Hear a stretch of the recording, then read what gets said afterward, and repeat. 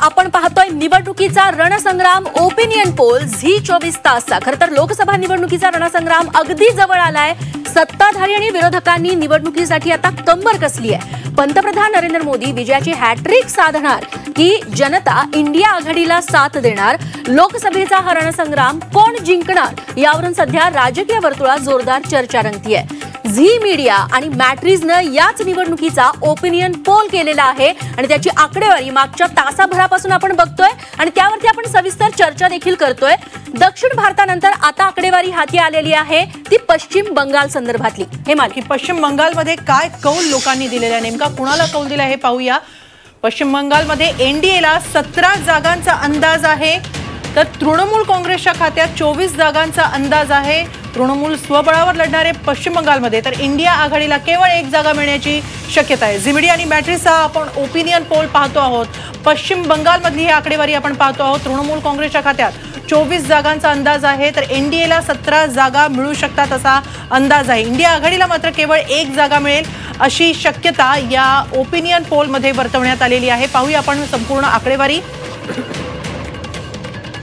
पश्चिम बंगालची आपण आकडेवारी पाहतो आहोत।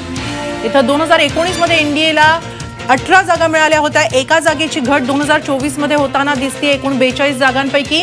तर तृणमूल काँग्रेसला 22 जागा गेल्या वेळेस होत्या 2019 मध्ये, तर यावेळेस मात्र 2 जागा उलट वाढताना दिसत आहेत। 24 जागा मिळू शकत आहेत, तर इंडिया आघाडीला केवळ 1 जागा मिळेल असं हा ओपिनियन पोल सांगतो आहे। निश्चित हाच मुद्दा घेऊन विश्वास पाठक सरांकडे मला जायचंय। पाठक सर, पश्चिम बंगालमध्ये सध्या महिलांचं शोषण हा मुद्दा बराच गाजतोय, त्याच्यावरून बरंच रान पेटवलं जातंय आणि जे तृणमूल काँग्रेस सरकार आहे त्या विरोधात बऱ्यापैकी मोर्ची बांधणी भाजपने केली आहे। अगदी विधानसभेच्या निवडणुका झाल्या तेव्हापासून भाजप लोकसभेच्या तयारीला लागली आहे अशी चर्चा होती। त्या मानानं हा विजय जर मिळाला असाच जो ओपिनियन पोलचा अंदाज सांगतोय तसा, तर मग त्या अंदाजाकडे तुम्ही कसं बघताय? तुम्ही 42 पैकी 17 जागा एनडीएला दाखवत आहे। हो, मागच्या वेळेस आम्हाला 2019 मध्ये ते 18 जागा होत्या। आता 1 जागा कमी दाखवत आहे तुम्ही। आमच्या सर्वेप्रमाणे या जागा अजून वाढतात आहे। किती वाढतील? या आमच्या 22 ते 23 जागा होतील। त्याचं कारण असं आहे की तृणमूल काँग्रेसमध्ये जेव्हापासून सत्ता तिथे हातात घेतलेली आहे तेव्हापासून त्यांनी एक दमनकारी सरकार अशा प्रकारची त्याची इमेज तयार झालेली आहे। कुठेही डेव्हलपमेंटल ॲक्टिव्हिटीज नाही, केंद्राला फक्त विरोधासाठी विरोध करायचा आणि केंद्र आम्हाला पैसे देत दे अशी रड नेहमी त्यांची सुरू असते। त्यामुळे तिथल्या जनतेला कळलेलं आहे की इतर जे राज्य आहेत, ते गुजरात असेल, महाराष्ट्र असेल, जेव्हा डबल इंजिन की सरकार असतं तेव्हा त्याचा आपल्याला लाभच होतो। त्यामुळे आम्हाला तिकडे जास्त जागा मिळतील। आणि दुसरं लॉजिक असं आहे की आमच्या जागा का बरं वाढतात आणि कशा वाढतात आहे। आम्ही जी तिकडे शक्ती वापरलेली आहे 2018ला जेव्हा तिथे इलेक्शन झाले आणि तृणमूल काँग्रेसला आधीपेक्षा अतिशय मोठ्या प्रमाणात जागा मिळाल्या, तरी देखील आम्ही आमची पोझिशन सुधारतोय। याचा अर्थच असा की ममता दीदींच्या विरोधामध्ये वातावरण निर्माण करण्यामध्ये आम्ही सफल झालेलो आहे। तिथल्या लोकांना देखील भारतीय जनता पक्षासोबत जोडल्या जायचं आहे, म्हणून लोकसभेमध्ये आमच्या 22 ते 23 जागा येतील असा मला पूर्ण विश्वास आहे। आपल्याबरोबर पुण्याहून लोकमतचे संपादक संजय आवटे देखील जोडले गेलेले आहेत, आपण त्यांच्याकडे जाऊया। संजय आवटेजी, पश्चिम बंगालचा जर विचार केला तर ममता दीदींनी आधीच सांगितलं की टीएमसी स्वबळावर लढणार आणि जर ओपिनियन पोलचा ही आकडेवारी पाहिली तर तृणमूल काँग्रेसचा स्वबळावर लढण्याचा विश्वास त्यांना फायदेशीर ठरू शकतो का, काय वाटतं? सगळ्यात साधी गोष्ट अशी आहे की मुळात तृणमूल काँग्रेसनं स्वबळावर लढणं हा स्ट्रॅटेजीचा भाग होता असं मला वाटतं। आणि ही स्ट्रॅटेजी केवळ तृणमूल काँग्रेसची होती असं मानण्याचं कारण नाही, स्ट्रॅटेजी इंडिया आघाडीची सुद्धा होती असं मानलं पाहिजे।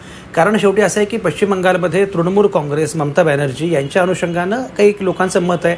एक तर लोकप्रियता आहे, सत्तेमध्ये ते आहेत, हा एक भाग आहे। दुसरं असं आहे की अँटी इन्कम्बन्सी सुद्धा तेवढीच मोठ्या प्रमाणामध्ये आहे। आता संदेश खाली आणि सगळे जे काही गोष्टी घडल्या तर ती अँटी इन्कम्बन्सी असतेच, कुठल्याही सरकारच्या विरोधामध्ये अँटी इन्कम्बन्सी असते।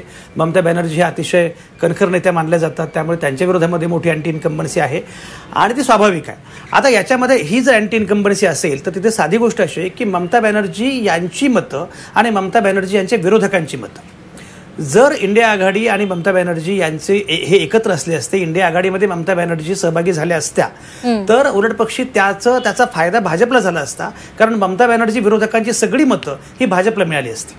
त्यामुळे असा फायदा भाजपला होऊ नये म्हणून या प्रकारचा निर्णय घेतला असावा असं मला वाटतं. त्यामुळे ममता बॅनर्जी विरोधकांची मतं ही विभागलेली आहेत आणि त्या मतांचं विभाजन झालेलं आहे. त्याचा फायदा ममतांना इथे होईल असं मला वाटतं.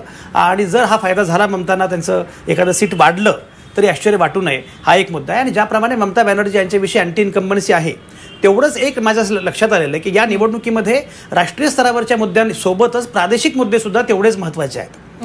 आणि प्रादेशिक मुद्दे महत्त्वाचे नसते तर हरियाणामध्ये आता जे घडतं आहे, मी हरियाणामध्ये प्रादेशिक मुद्दे, तिथल्या कुस्तीगिरांचा मुद्दा, तिथल्या शेतीचा मुद्दा, कुस्तीचा मुद्दा, हे सगळे मुद्दे महत्त्वाचे होत आहेत. महाराष्ट्रामध्ये पण ते मुद्दे महत्त्वाचे होत आहेत. अगदी त्याप्रमाणे बंगालमध्ये सुद्धा राज्यस्तरावरचे मुद्दे महत्त्वाचे आहेत, प्रादेशिक अस्मितेचे मुद्दे महत्त्वाचे आहेत. त्याच्या अनुषंगाने ममता बॅनर्जी यांना चांगल्या जागा मिळणं आणि उलटपक्षी तिथे भाजपच्या विरोधी एक सूर ठळक असणं हे स्वाभाविक आहे. त्यामुळे मला असं वाटतं की आता जेवढं दाखवत आहेत त्यापेक्षा कदाचित भाजपला अधिक फटका बंगालमध्ये बसू शकतो आणि कदाचित ममता बॅनर्जींना तिथे अधिक फायदा होऊ शकतो असं मला वाटतं.